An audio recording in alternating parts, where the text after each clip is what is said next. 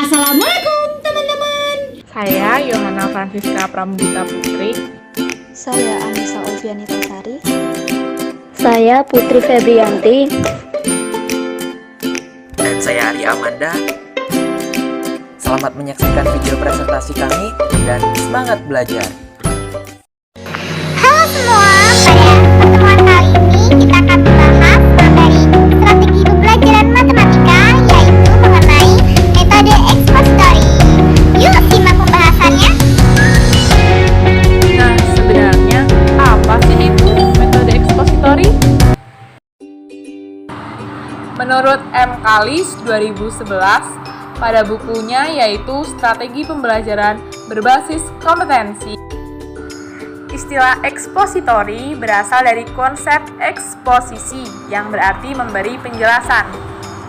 Dalam konteks pembelajaran, ekspositori merupakan strategi yang dilakukan guru untuk mengatakan atau menjelaskan fakta-fakta, gagasan-gagasan, dan informasi-informasi penting lainnya kepada para pembelajar. Metode ekspositori adalah metode pembelajaran yang digunakan dalam memberikan keterangan terlebih dahulu, definisi, prinsip, dan konsep materi pelajaran, serta memberikan contoh-contoh latihan pemecahan masalah dalam bentuk ceramah, demonstrasi, tanya jawab, dan penugasan. Siswa mengikuti pola yang ditetapkan guru secara cermat. Penggunaan metode ekspositori merupakan metode pembelajaran mengarah kepada tersampaikannya isi pelajaran kepada siswa secara langsung. Metode ini pada dasarnya sama dengan metode ceramah yang hanya terpusat ke guru sebagai pemberi informasi. Tetapi metode ini dominasi guru berkurang. Guru hanya berbicara pada awal pelajaran dan pada waktu yang diperlukan saja. Pada metode ini, siswa belajar lebih aktif, misalnya dalam membuat soal, mengerjakan latihan soal sendiri, atau mengerjakan bersama-sama dengan temannya. Penggunaan metode ini, siswa tidak perlu mencari dan menemukan sendiri fakta-fakta, konsep, dan prinsip karena telah disajikan secara jelas oleh guru. Ekspositori merupakan model pembelajaran yang menekankan pada proses penyampaian materi atau bahan pelajaran secara verbal, lisan dan tulisan dari seorang guru kepada kelompok siswa dengan maksud agar siswa dapat menguasai materi secara optimal. Penggunaan strategi ekspositori merupakan strategi pembelajaran mengarah kepada tersampaikannya isi pelajaran kepada siswa secara langsung. Menurut Roy Killen yang dikutip oleh Wina Sanjaya, menamakan strategi pembelajaran ekspositori ini dengan istilah pembelajaran langsung, direct instruction. Karena dalam strategi ini, materi pelajaran disampaikan langsung oleh guru. Siswa tidak dituntut untuk menemukan materi itu. Materi pelajaran seakan-akan sudah jadi.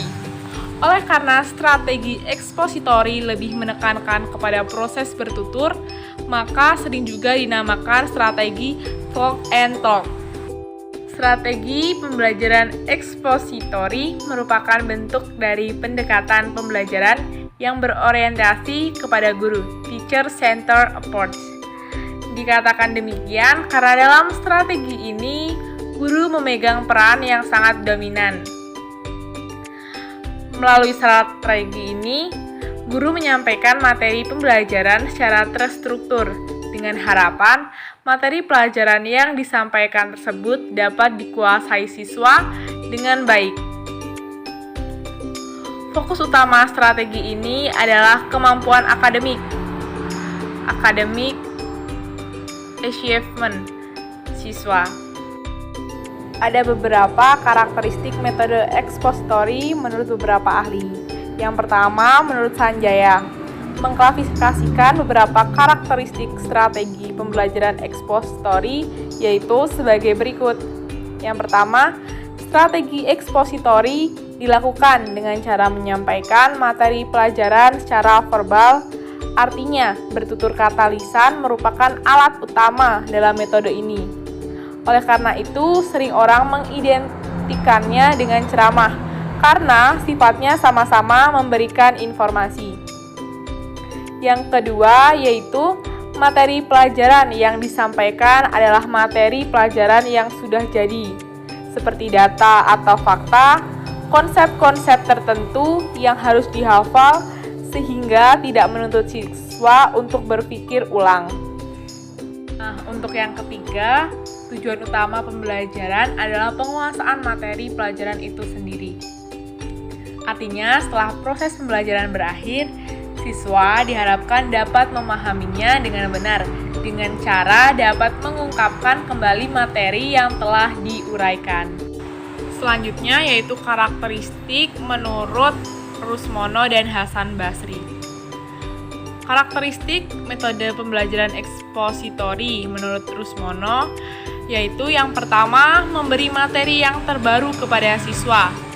Yang kedua, memberi penjelasan yang mudah dimengerti kepada siswa. Dan yang ketiga, memberi kesempatan siswa bertanya. Sedangkan karakteristik metode pembelajaran ekspositori menurut Hasan Basri yaitu yang pertama, memberikan penjelasan secara verbal. Yang kedua, yaitu merumuskan tujuan instruksional khusus yang luas. Lalu yang terakhir yaitu memahami karakteristik siswa. Karakteristik dalam metode pembelajaran ekspositori merupakan bentuk dari pendekatan pembelajaran yang berorientasi kepada guru. Selanjutnya yaitu prinsip-prinsip penggunaan metode pembelajaran ekspositori. Yang pertama, berorientasi pada tujuan. Yang kedua, prinsip komunikasi. Yang ketiga, prinsip kesiapan. Dan yang keempat, prinsip berkelanjutan. Prinsip penggunaan metode pembelajaran ekspositori yang pertama yaitu berorientasi pada tujuan. Sebelum penerapan strategi, guru terlebih dahulu merumuskan tujuan pembelajaran secara jelas dan terukur. Seperti kriteria pada umumnya, tujuan pembelajaran harus dirumuskan dalam bentuk tingkah laku yang dapat diukur atau berorientasi pada kompetensi yang harus dicapai oleh siswa. Ini sangat penting untuk dipahami karena tujuan yang spesifik memungkinkan kita bisa mengontrol efektivitas penggunaan strategi pembelajaran ini. Yang kedua, prinsip komunikasi. Proses pembelajaran dapat dikatakan sebagai proses komunikasi yang menunjuk pada proses penyampaian dari seseorang kepada seseorang yang menerima pesan. Dalam proses komunikasi, guru berfungsi sebagai penyampai pesan dan siswa berfungsi sebagai penerima pesan. Sistem komunikasi dikatakan efektif manakala pesan itu dapat diterima dengan mudah atau ditangkap dengan mudah oleh penerima pesan secara utuh atau sebaliknya. Sehingga guru harus berupaya untuk menghilangkan gangguan yang bisa mengganggu proses komunikasi. Prinsip kesiapan. Setiap individu akan merespon dengan cepat dari setiap stimulus manakala dalam dirinya sudah memiliki kesiapan. Begitupun sebaliknya. Agar siswa dapat menerima informasi sebagai stimulus yang guru berikan, guru harus memposisikan siswa dalam keadaan baik secara fisik maupun psikis untuk menerima pelajaran. Jangan memulai pelajaran ketika siswa belum siap untuk menerimanya. Yang keempat, prinsip berkelanjutan. Proses pembelajaran ekspositori harus dapat mendorong siswa untuk mau mempelajari materi pelajaran lebih lanjut. Pembelajaran bukan hanya berlangsung pada saat itu, akan tetapi juga untuk waktu selanjutnya. Ya, hal-hal yang harus dipahami setiap guru yang akan menggunakan strategi pembelajaran ekspositori. Yang pertama, ada rumuskan tujuan yang ingin dicapai. Merumuskan tujuan merupakan langkah pertama yang harus dipersiapkan oleh guru. Tujuan yang ingin dicapai sebaiknya dirumuskan dalam bentuk perubahan tingkah laku yang spesifik yang berorientasi kepada hasil belajar. Melalui tujuan yang jelas, selain dapat membimbing siswa dalam menyimak materi, pelajaran juga akan diketahui efektivitas dan efisiensi penggunaan strategi ini. Yang kedua, kuasai materi pelajaran dengan baik. Penguasaan materi pelajaran dengan baik merupakan syarat mutlak penggunaan strategi ekspositori. Penguasaan materi yang sempurna akan membuat kepercayaan diri guru meningkat, sehingga guru akan mudah, ia akan bebas bergerak, berani menatap siswa, tidak takut dengan perilaku siswa yang mengganggu jalannya proses pembelajaran, sehingga proses pembelajaran akan menjadi lancar jika guru menguasai materi pelajaran dengan baik. Yang ketiga yaitu kenali medan dan berbagai hal yang dapat mempengaruhi proses penyampaian. Pengenalan medan yang baik memungkinkan guru dapat mengantisipasi berbagai kemungkinan yang dapat mengganggu proses penyampaian materi pelajaran. Yang perlu dikenali adalah pertama, latar belakang audiens atau siswa yang akan menerima materi pelajaran. Misalnya, kemampuan dasar atau pengalaman belajar siswa sesuai dengan materi yang akan disampaikan. Minat dan gaya belajar siswa. Terus kedua, kondisi ruangan, baik menyangkut luar dan besarnya ruangan, pencahayaan, posisi tempat duduk, maupun kelengkapan ruangan itu sendiri. Baiklah, selanjutnya saya Anissa Olvianitasari dengan NPM 19130211017 akan melanjutkan pembahasan mengenai metode ekspositori, khususnya mengenai langkah-langkah dan faktor pendukung dalam penerapan metode pembelajaran ekspositori. Menurut Guru Singa dan Sibarani pada tahun 2011, ada 5 langkah penerapan metode pembelajaran ekspositori. Yang pertama yaitu ada tahap persiapan, yang kedua ada tahap penyajian, yang ketiga ada tahap korelasi, yang keempat ada tahap menyimpulkan, dan yang kelima ada tahap mengaplikasikan atau menerapkan. Tahap yang pertama yaitu persiapan. Pada tahapan persiapan ini yang merupakan tahapan awal sangat berkaitan dengan cara mempersiapkan siswa untuk menerima suatu pelajaran. Pada tahapan kegiatan awal dalam pembelajaran ini, guru dan siswa mencari materi pembelajaran. Kemudian ditambahkan menurut Umar pada tahun 2012, persiapan menjelaskan kepada siswa tentang apa itu tujuan pembelajaran yang akan dilaksanakan dalam pembelajaran tersebut. Lalu menurut Majid pada tahun 2004, pada tahap persiapan ini, guru dan siswa juga mencari latar belakang topik masalah yang akan dibahas dalam pembelajaran. Adapun beberapa tujuan dalam pelaksanaan tahapan persiapan ini. Yang pertama yaitu mengajak agar siswa keluar dari kondisi mental yang pasif agar pada pembelajaran ini menjadi aktif. Yang kedua yaitu membangkitkan motivasi dan minat siswa tersebut dalam belajar. Yang ketiga, merangsang dan mengubah rasa ingin tahu siswa dari yang sebelumnya memiliki kemampuan ingin tahunya rendah ditingkatkan lagi, dan kemudian untuk yang belum memiliki diupayakan agar pada pembelajaran ini mereka memiliki keingintahuan yang tinggi. Kemudian tujuan yang keempat yaitu menciptakan suasana dan iklim pembelajaran yang terbuka. Nah, dari beberapa tujuan tadi, ada pun beberapa hal yang bisa dilakukan dalam langkah persiapan ini. Yang pertama yaitu memberikan sugesti yang positif dan menghindari sugesti yang negatif. Yang kedua yaitu memulai dengan mengemukakan tujuan yang harus dicapai agar siswa nantinya dapat lebih memahami tujuan dan juga makna dari pembelajaran yang akan dilaksanakan tersebut. Yang ketiga yaitu membuka file dalam otak siswa agar siswa dalam pembelajaran kedepannya menggunakan metode ekspositori ini lebih mudah menerima dikarenakan telah mengingat kembali pembelajaran yang telah diterima sebelumnya. Langkah yang kedua yaitu penyajian. Langkah penyajian adalah langkah penyampaian materi pelajaran sesuai dengan persiapan yang telah dilakukan. Nah, pada langkah penyajian ini yang harus dipikirkan oleh seorang guru ialah bagaimana agar materi pelajaran tersebut dapat dengan mudah dipahami oleh siswa. Oleh karena itu, ada beberapa hal yang harus diperhatikan. Yang pertama yaitu penggunaan bahasa. Artinya, gunakanlah bahasa yang mudah dimengerti dan dipahami oleh siswa agar siswa dapat dengan mudah menerima makna dari pembelajaran tersebut. Yang kedua yaitu intonasi suara atau tinggi rendahnya suara. Nah, intonasi suara ini juga berpengaruh dalam tingkatan siswa dalam memahami pembelajaran tersebut. Yang ketiga yaitu menjaga kontak mata dengan siswa agar siswa tidak merasa salah paham dengan kontak mata yang seorang guru berikan kepada siswa. Lalu yang keempat, menggunakan joke yang menyegarkan agar siswa tidak merasa jenuh dalam pembelajaran tersebut. Langkah yang ketiga yaitu korelasi. Langkah korelasi adalah langkah yang menghubungkan materi pelajaran dengan pengalaman siswa atau dengan hal-hal lain yang dapat memungkinkan siswa menangkap keterkaitannya dalam struktur pengetahuan yang telah dimiliki sebelumnya. Langkah korelasi dilakukan untuk memberikan makna terhadap materi pelajaran, baik itu makna memperbaiki struktur pengetahuan yang telah dimiliki, maupun makna yang dapat meningkatkan kualitas kemampuan berpikir dan kemampuan motorik siswa. Langkah yang keempat yaitu menyimpulkan. Pada langkah yang keempat ini, di mana tahapan siswa untuk memahami inti dari materi pelajaran yang telah disajikan. Nah, menyimpulkan berarti pula memberikan keyakinan kepada siswa tentang kebenaran suatu paparan atau penyajian. Dengan demikian, siswa tidak merasa ragu lagi akan penjelasan guru. Nah, langkah menyimpulkan ini merupakan langkah yang sangat penting dalam penerapan strategi pembelajaran dengan menggunakan metode ekspositori. Karena melalui langkah menyimpulkan, siswa akan dapat mengambil intisari dari proses pembelajaran tersebut. Selanjutnya, langkah yang kelima yaitu menerapkan.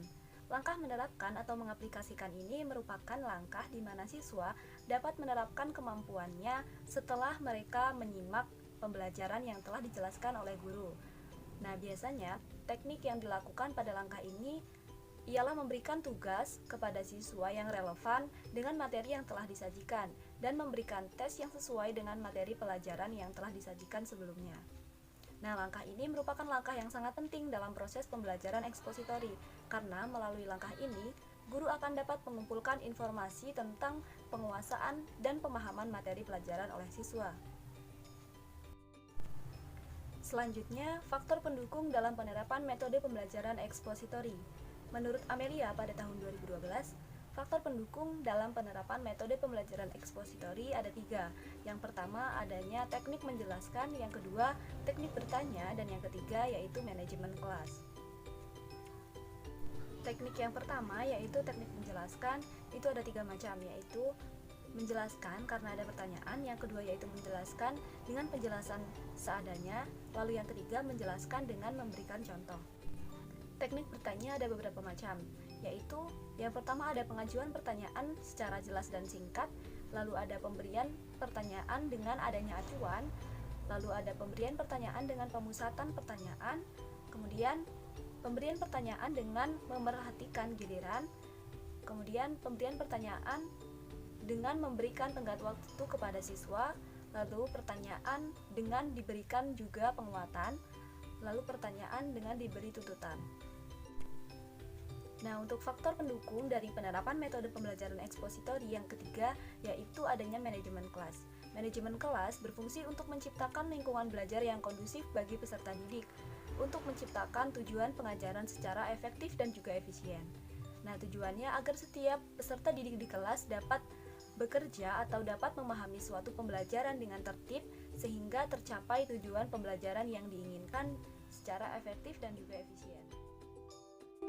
Nah, selanjutnya bersama saya Arya Amanda, kita akan membahas tentang kelebihan dan kekurangan dari model ekspositori. Nah, ada kelebihan dari model ekspositori. Nah, menurut Ragin, Revando, dan Utami pada tahun 2020, kelebihan dari model ekspositori ada 4. Nah, yang pertama, dengan strategi pembelajaran ekspositori, guru bisa mengontrol urutan dan keluasan materi pelajaran. Dengan demikian, ia dapat mengetahui sampai sejauh mana siswa menguasai bahan yang telah disampaikan. Kemudian yang kedua, ada strategi ini dianggap sangat efektif apabila materi pelajaran yang harus dikuasai siswa sangatlah luas, sementara waktunya sangatlah terbatas. Nah, selanjutnya yang ketiga, melalui strategi ini, selain siswa mendengarkan melalui penuturan tentang suatu materi pelajaran, juga sekaligus siswa bisa melihat atau mengobservasi melalui pelaksanaan demonstrasi. Nah, yang keempat, ada strategi ini bisa digunakan untuk jumlah siswa dan ukuran kelas yang sangat besar. Itu kekurangan dalam strategi ini menurut Ragin, Revando, dan Utami pada tahun 2020. Yang pertama, strategi pembelajaran ini hanya mungkin dapat dilakukan terhadap siswa yang memiliki kemampuan mendengar secara baik. Namun untuk siswa yang secara visual sulit untuk menguasai materi dengan strategi ini. Selanjutnya yang kedua, strategi ini tidak mungkin dapat melayani perbedaan individual seperti yang saya jelaskan tadi. individual atau siswa memiliki kemampuan visual dan audio itu berbeda-beda. Ada siswa yang belajar dengan audio, ada juga yang visual, bahkan ada yang audio visual. Nah, jadi untuk metode ekspositori ini lebih cocok untuk siswa-siswa yang audionya tajam atau belajarnya dengan audio. Selanjutnya yang ketiga, karena strategi lebih banyak diberikan melalui ceramah, maka akan sulit mengembangkan kemampuan siswa dalam hal kemampuan sosialisasi, kemampuan interpersonal, serta kemampuan berpikir kritis, karena guru banyak menjelaskan, seperti contohnya metode ceramah pada pembelajaran matematika. Nah, yang terakhir kekurangannya, keberhasilan strategi ini sangat tergantung kepada apa yang dimiliki oleh guru seperti persiapan, pengetahuan, rasa percaya diri, semangat, antusiasme, motivasi, dan berbagai kemampuan seperti kemampuan berkomunikasi dan kemampuan mengelola kelas. Jadi, guru sangat dituntut untuk menguasai materi dan keterampilan berbicara seperti verbal, matematika, kalimat matematika dalam menjelaskan seperti contohnya dimensi 3, karena dimensi 3 merupakan materi matematika yang sangat abstrak sekali. Nah, selanjutnya kita masuk ke contoh desain pembelajaran dari model ekspositori. Nah, di sini saya punya contoh nih. Ada tahap persiapan ketika guru ingin menjelaskan tentang bangun ruang di sekolah dasar. Nah, untuk tahap persiapan, guru mempersiapkan definisi pangkal, jenis-jenis, sifat-sifat, ciri-ciri, dan hal-hal yang berkaitan dengan bangun ruang. Nah, selain itu, guru juga perlu mempersiapkan alat peraga atau benda konkret bangun ruang. Nah, disinilah tahap persiapan akan dimulai oleh seorang guru sebelum mengajarkan tentang dimensi 3 kepada siswa-siswanya. Selanjutnya, untuk tahap penyajian, guru memulai pelajarannya dengan menjelaskan konsep bangun ruang dengan bantuan alat peraga yang telah disiapkan di tahap sebelumnya. Nah, guru perlu memiliki bahasa yang baik atau kalimat matematika yang baik atau menyajikan materi kepada siswa agar materi yang tersampaikan dapat dipahami oleh siswa. Nah, kemudian ada tahap korelasi. Nah, pada tahap korelasi ini, guru membawa siswa ke ranah kehidupan sehari-hari. Terkait dengan bangun ruang, guru juga dapat memperagakan seperti ruang kelas. Misalnya, anak-anak, perhatikan ruang kelas ini. Nah, ruang kelas ini akan mempresentasikan dari bangun ruang balok. Nah, siswa akan tergambarkan secara abstrak, maksudnya mulai abstrak pada pikiran mereka. Nah, selain itu, guru juga dapat memberikan tugas kepada siswa untuk membawa benda konkret, misalnya dalam kehidupan sehari-hari yang menyerupai bangun ruang. Misalkan anak-anak diminta untuk membawakan benda-benda sehari yang menyerupai kerucut, balok, kubus, kemudian limas, dan lain sebagainya. Kemudian untuk tahap terakhir yaitu tahap menyimpulkan. Nah, setelah tahap-tahap sebelumnya terlaksana, guru perlu mengetahui apakah dalam pembelajaran yang berlangsung, siswa-siswa paham dengan materi bangun ruang. Nah, guru dapat memberikan umpan pertanyaan terkait bangun ruang untuk melihat apakah siswa sudah paham atau belum. Kemudian guru menyampaikan beberapa kesimpulan terkait materi bangun ruang. Nah, di sini adalah perbedaan dari metode ceramah. Nah, metode ceramah, guru yang terlalu menyimpulkan dari awal hingga akhir dan menyimpulkan. Sedangkan untuk ekspositori, kita sedikit aktif dalam menyimpulkan serta belajarnya. Walaupun guru lebih banyak memberikan materi kepada siswa, siswa juga dituntut untuk memberikan umpan balik kepada guru atas materi yang telah diberikan. Nah, itulah tentang metode ekspositori, dan sampai jumpa di presentasi selanjutnya. Assalamualaikum.